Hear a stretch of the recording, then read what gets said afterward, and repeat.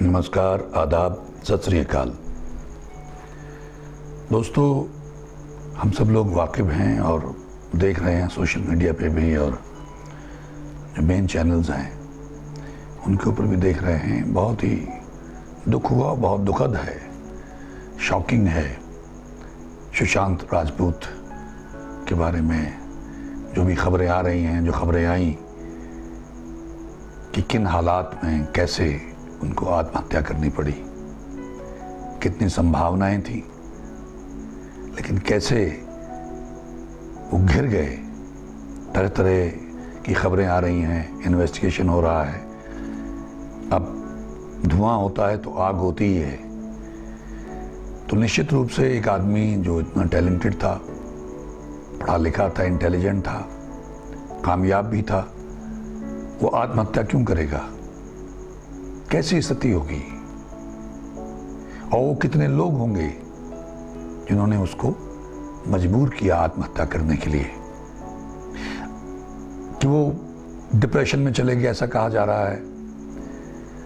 Depression एक बहुत भयानक बीमारी है और ये आम हो गई है। वेस्ट में अगर आप देखें तो बहुत भयंकर डिप्रेशन है। वहाँ तो बहुत पहले से लोगों को डिप्रेशन है। एक तो वहाँ का मौसम ऐसा है, और एक वहाँ अकेलापन बहुत है। किसी के पास टाइम नहीं है, लोग इनडिफरेंट हैं, अपने आप में व्यस्त, अपनी ज़िंदगी में। अब ये चीज़ हिंदुस्तान में भी आ गई, और ख़ास करके ये कोरोना की वजह से, जो लॉकडाउन हुआ उसकी वजह से लोगों में बहुत ज़्यादा डिप्रेशन है। ख़ास करके जो हमारे बच्चे हैं वो तो बिल्कुल ही स्कार्ड हो जाएंगे फॉर लाइफ। वो इतने डर गए हैं क्योंकि ये चैनल्स के ऊपर जो डर का माहौल क्रिएट किया जा रहा है, तमाम चैनल, सोशल मीडिया में अब देखें जो विजुअल दिखाए जाते हैं, तो इतने डरा दिया उनको। मतलब बच्चों को तो छोड़िए, ग्रोनअप्स डरे हुए हैं, बड़े बूढ़े डरे हुए हैं, भयभीत हैं कि मर जाएंगे, कोरोना मार डालेगा। और ये डर चारों तरफ है पूरी दुनिया में। ठीक है, जिसने ये प्लान किया वो कामयाब रहा, उसने बहुत ज़बरदस्त प्लानिंग की और अपनी प्लानिंग के हिसाब से वो चला और वो कामयाब है। सबको डराने में, पूरे वर्ल्ड को लॉकडाउन में बंद करने में, घरों में बंद करने में कामयाब हो गया।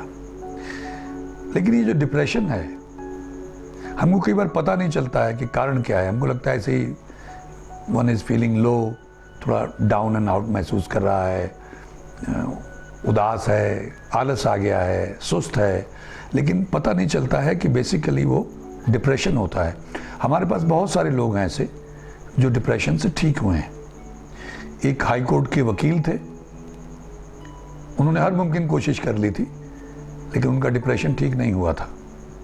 उनका मुझे फ़ोन आया, ईश्वर विधि बनाता है, मैं अक्सर ये कहता रहता हूँ कि ईश्वर विधि बनाता है। काश ये सुशांत राजपूत भी मेरे संपर्क में आए होते, लेकिन जो भाग्य में लिखा होता वही होता है। बल्कि मैं ये सोच रहा हूँ कि हमारी इंडस्ट्री में बहुत सारे लोगों की प्रॉब्लम होगी, तो ये जो हम इलाज करते हैं, जो हीलिंग करते हैं, स्पिरिचुअल हीलिंग गुरबाणी के ज़रिए, ये हमारी इंडस्ट्री में बहुत ज़रूरत है इसकी। खैर, तो वो वकील साहब का मुझे फ़ोन आया, तो उन्होंने कहा मेरे पास सब कुछ है, मैं हर मुमकिन कोशिश कर चुका हूँ, बस ये डिप्रेशन नहीं जा रहा है, बहुत उदास रहता हूँ। तो मैंने उनसे फ़ोन पर बात की, उसको आप काउंसलिंग मान लें, जो भी माने, और उनको मैंने भजन जो है, शब्द हमारे पास हमने भेज दिए, जिनको हमने स्पेशली बॉम्बे में रिकॉर्ड कराया था। 7 शब्द हैं और 9 कपलेट्स हैं गुरबाणी के, टेस्टेड हैं। मैंने उनको भेज दिया और वो ठीक हो गए।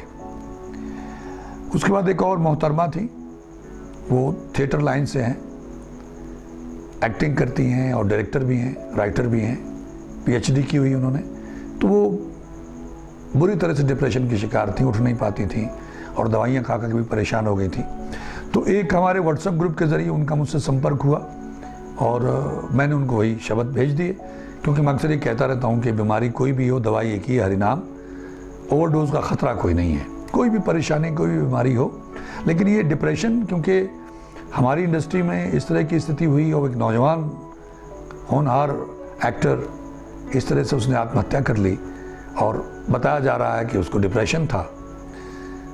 तो अगर वो गुरबाणी सुन लेता, देखिए हरिनाम है, बहुत सारे शब्द मंत्र हैं, गायत्री मंत्र है, लेकिन गुरबाणी में ये जो चुने गए शब्द हैं, इनका बड़ा एक रेयर इम्पैक्ट है, स्पेशल इम्पैक्ट है, और ये पॉजिटिविटी से ओतप्रोत हैं। वैसे ही आपको पॉजिटिव कर देंगे, आप सुनने लगेंगे, आप पॉजिटिव हो जाएंगे, डिप्रेशन वगैरह भाग जाएगा। तो उन मोहतरमा को मैंने भेज दिया, व्हाट्सएप पे भेज दिया, उन्होंने डाउनलोड करके उनको सुनना शुरू कर दिया। और उसके बाद उनका मुझे फ़ोन आया, तो उनकी उम्र मेरा ख्याल 50 के आसपास है। तो उन्होंने कहा कि मुझे लगता है कि मैं 17-18 साल की हो गई हूँ, और घर वाले भी हैरान हैं कि इतनी एनर्जी कहाँ से आ गई, इसको क्या हो गया। तो उसके बाद से उसने पाठ करना शुरू कर दिया, निरंतर वो शब्दों को सुनना शुरू कर दिया, and her life got changed. एक प्रोफेसर साहब है गुरु नानक देव यूनिवर्सिटी में, उनको पिछले 36 साल से क्रॉनिक डिप्रेशन था। मैंने उनका इंटरव्यू करना है, जल्दी ही जब इंटरव्यू हो गया, कुछ विधि बनी नहीं, हालांकि वो तैयार थे, तो वो इंटरव्यू हम आप लोगों के साथ शेयर भी करेंगे। तो उनकी मुझसे बात हुई, शब्द हमने उनको भेज दिए थे।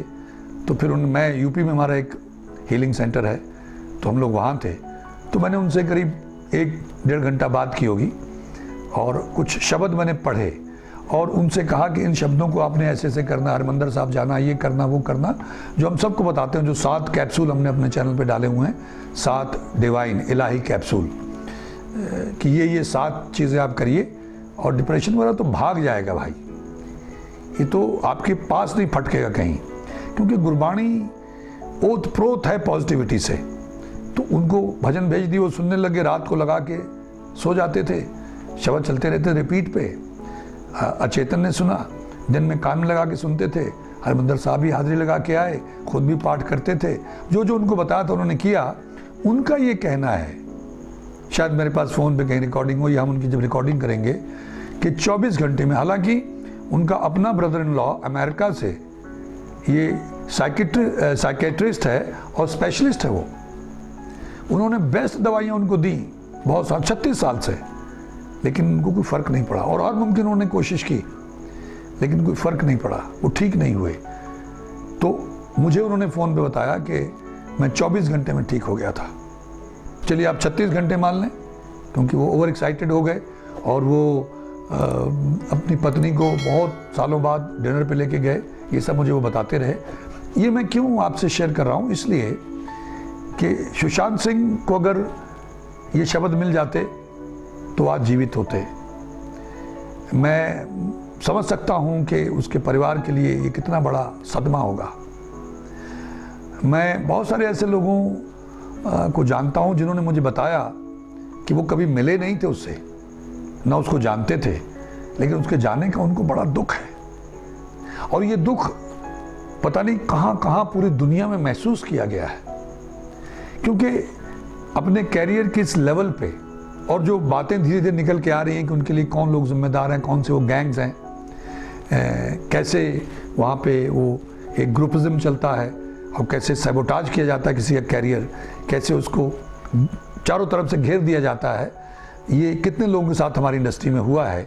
और मैं जब सरगर्म था तो मैं ये महसूस तो करता था, लेकिन मैं उसका विक्टिम नहीं बना, क्योंकि मैं भी छोटी सी जगह से गया था। तो जब मुझे फिल्में मिलने लगी, सीरियल मिलने लगे और मेन रोल मिलने लग गए, और मैं थोड़ा चमचगिरी भी नहीं करता था, चापलूसी वहाँ बहुत चाहिए, हर एक को चापलूसी चाहिए, तो मुझसे नहीं होती, मुझे आती ही नहीं है। और खैर ये एक अलग टॉपिक है, लेकिन दुख की बात है, जो भी कारण रहे हों, बेहद दुख की बात है कि एक ऐसा इंटेलिजेंट लड़का, पढ़ा लिखा लड़का, लायक लड़का और कामयाब और टैलेंटेड लड़का चला गया, उसे आत्महत्या करनी पड़ी, मजबूर हो गया आत्महत्या करने के लिए, इतना डिप्रेशन में चला गया। तो किसी और के साथ ये ना हो। अभी खबर आई, आज मैंने देखा, एक छोटा सा बच्चा 10 साल का, वो डिप्रेशन से मर गया। कितने लोगों को डिप्रेशन हो रहा है। तो कुछ लोगों ने आत्महत्याएं की हैं, वो खबरें आती नहीं हैं। तो एक तो जो ये डराने वाले चैनल्स हैं, इनको देखना बंद करिए। बच्चों को टेलीविज़न मत देखने दीजिए, क्योंकि एक मेरे पास सोशल मीडिया में ही आया था, एक पिक्चर आई थी, तो उसके पीछे कैप्शन था, उसको देख के मैं हंसा भी। It was too ironical and funny. तो उसने पूरा अपना जिरेब अख्तर पहना हुआ था, जो पूरा प्लास्टिक पहन के, एक किट पहन के, और ऊपर हेलमेट पहना हुआ, मास्क पहना हुआ, और हाथों में ग्लव्स पहने हुए, और पैरों के ऊपर भी उसने कुछ मोजे वगैरह पहने हुए, और सोफे के ऊपर पाँव रख के ऊपर बैठा हुआ वो आदमी, और उसके नीचे लिखा हुआ था कि सिर्फ 1 हफ्ता मैंने टेलीविज़न देखा था तो ये हालत हो गई है मेरी। यानी वो इतना भयभीत हो गया। तो आपके बच्चे स्कार्ड हो जाएंगे, आप उनको टेलीविज़न मत देखने दीजिए। कोई और चीज़, सीरियल देखना चाहते हैं, कुछ फिल्म देखना चाहते हैं, लेकिन ये जो खबरें हैं ये तो भयभीत कर देने वाली हैं। और मेरा ख्याल है कि जो हमारे टेलीविज़न के एंकर्स हैं और चैनल्स के मालिक हैं, उनको भी अपनी जिम्मेदारी को समझना चाहिए कि खबर को इस ढंग से दें कि लोग भयभीत ना हों, डरे नहीं।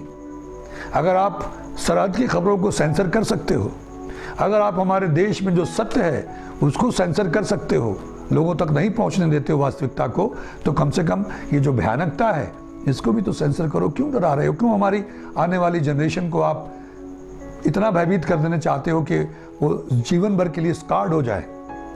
अब कुछ माताओं के मुझे फ़ोन आते हैं कि हमारी बच्ची इतनी भयभीत है कि वो घर से बाहर नहीं निकलती है, वो डरी रहती है। कितने बच्चे ने आत्महत्या की। तो हमारी जिम्मेदारी बनती है। मैं आप लोगों से गुजारिश करता हूं, जो भी लोग सुन रहे हैं, या कुछ और लोगों से शेयर करिए कि आने वाला जो समय है वो इससे भी ज़्यादा ख़तरनाक हो सकता है, इससे भी ज़्यादा बड़ी चुनौतियां हमारे सामने आ सकती हैं। तो किया क्या जाए? ईश्वर का नाम है। आप अपनी नॉर्मल प्रिपरेशन करें जो भी करनी है, लेकिन हमारी प्रिपरेशन को ज़्यादा काम आती नहीं है। काम क्या आता है? हरिनाम, ईश्वर का नाम, जिसको हम लोग भूले हुए हैं। तो हमारे चैनल से, मंगल ढिल्लों चैनल से आप वो भजन, वो शब्द डाउनलोड कर सकते हैं और उनको आप निरंतर सुनिए। रात को स्पीक फ़ोन पर लगा दीजिए, मोबाइल के अंदर ही म्यूज़िक प्लेयर होता है, तो रिपीट पे लगा दीजिए, ताकि 6-7 घंटे आप सोते हैं तो 6-7 घंटे वो रिपीट पे चलता रहे। उतना ही वॉल्यूम रखें जो आपकी नींद को डिस्टर्ब ना करे। कान में नहीं लगाना है, दिन में कान में लगा के सुनिए। हिंदी में भी अर्थ दिए हुए हैं, हमने 2 डाले हुए हैं, 2 वर्जन हैं। एक में हिंदी में अर्थ समझाए हुए हैं, एक में पंजाबी में। हालांकि यहाँ समझने वाला मामला कुछ नहीं है, सुनना है। दवाई के तौर पे कान से अंदर जाएगा, आपका इलाज करेगा, आपकी क्लेंजिंग करेगा, जिससे आपको बहुत फ़र्क पड़ेगा, आप बहुत पॉजिटिव हो जाएंगे। ये टेस्टेड है बहुत लोगों पे दुनिया भर में। यहाँ हमारी फिल्म है गुरबाणी के चमत्कार, या हरिनाम के चमत्कार एक और है डॉक्यूमेंट्री। आप उसको देखेंगे तो आपको प्रमाण मिलेंगे कि ऐसे लोगों का जीवन बदला है वाहिगुरु वाहिगुरु से, उसको जपने और सुनने से। आप अल्लाहू अकबर कह लें या हरिओम तत्सत कह लें, गायत्री मंत्र करें, जो भी आपको अच्छा लगता है। लेकिन अगर आपको जल्दी लाभ चाहिए जो टेस्टेड है, तो हम बता रहे हैं कि दवाई के तौर पे आपने उसको इस्तेमाल करना है। अगर आपको लाभ होता है तो उसको कंटिन्यू करें। दिन में कान में लगा के आंखें बंद करके सुने तो डिप्रेशन आपके पास फटकेगा नहीं। सुबह मेडिटेशन करें, अगर आप 4 से 5 के बीच कर सकते हैं, कान में लगा के सुने, बस सुनते रहें। ये की है गुरु नानक देव जी महाराज का, ये टेक्निक है कि आपने सुनना है। सुनने से, ईश्वर का नाम सुनने से दुखों पापों का नाश हो जाता है। तो आपके जितने भी दुख हैं, परेशानियाँ, थोड़ा टाइम लग सकता है क्योंकि हमने इनको इकट्ठा करने में बहुत टाइम लगाया है, बहुत जन्मों से हम इकट्ठा कर रहे हैं। और अब समझ लीजिए एक क्लाइमेक्स आ गया है, हमारे गुनाहों का भी क्लाइमेक्स आ गया। कुदरत हमें सज़ा देने जा रही है, ये दे रही है। उसमें बहुत सारी कॉन्स्पिरेसी थ्योरीज भी हैं, ये एक अलग विषय है, इस पर अलग बात की जाएगी। लेकिन इस वक्त हमें डिप्रेशन से बचना है, हमें जो सुसाइडल टेंडेंसी है उससे बचना है, हमें अपने बच्चों को स्कार्ड होने से बचाना है कि उनके दिमाग में ये भय, उनको ये फोबिया ना हो जाए, ताकि वो जीवन भर डरते ना रहें, भयभीत ना रहें और सफ़र ना करते रहें। हमारी आने वाली जनरेशन का सवाल है। इसलिए मेरी गुजारिश है कि आप लोग वो भजन डाउनलोड कर लें। सर्व रोग का औषध नाम हिंदी में भी लिखा हुआ है, पंजाबी में लिखा हुआ है, 210 नंबर वो फाइल है। या मान लीजिए यूट्यूब से आप ना उसको डाउनलोड कर सकें तो sikhfilm.com है। हमारे इस वीडियो के अंत में हमारी साइट वगैरह, नंबर वगैरह दिए होते हैं, तो sikhfilm.com पे जाके वहाँ डाउनलोड्स में जाके आप देखिए, तो वहाँ फाइल्स हैं, उनमें से आप फोल्डर्स में से इनको डाउनलोड कर सकते हैं और उनको सुनते रहिए लगातार। वो पॉजिटिविटी से ओतप्रोत है और टेस्टेड हैं। अब मैं अक्सर ये कहता हूँ कि मैं आपको जानता नहीं हूँ, मुझे कौन कौन लोग हमारे चैनल के ज़रिए यूट्यूब से सुनते हैं मुझे नहीं मालूम है, लेकिन अगर आप उनको डाउनलोड करके सुनने लग जाते हैं, आपका भला हो जाता है, तो मुझे पुण्य मिल जाएगा। बस यही हमारा मकसद है और कुछ नहीं। आपका नुकसान कुछ नहीं होगा, आपका खर्चा कुछ नहीं है, आपने बस सिर्फ सुनते रहना है। अगर आपकी समझ में भी नहीं आ रहा तो कोई बात नहीं, बिल्कुल डरे मत, चिंता मत करें। दवाई है, दवाई को हम समझते नहीं है क्या कंपोजिशन है, क्या क्या इसमें डाला हुआ कैप्सूल में। डॉक्टर ने कहा इसको आप खा लेना, आपका सर दर्द चला जाएगा या आपका बुखार उतर जाएगा। हम खा लेते हैं, बुखार उतर जाता, सर दर्द चला जाता। ऐसे ही ईश्वर के नाम को सुनना पड़ता है, बस सुनते रहिए, दवाई काम करेगी और आपको डिप्रेशन छू नहीं पाएगा, आपके आसपास नहीं फटकेगा। ये मैं जितने मैंने तजुर्बे किए हैं लोगों पे, उसके आधार पे कर रहा हूँ विद फुल कॉन्फिडेंस। ईश्वर हम सबका भला करे। आप सबका बहुत बहुत धन्यवाद। नमस्कार। जय हिंद, जय भारत।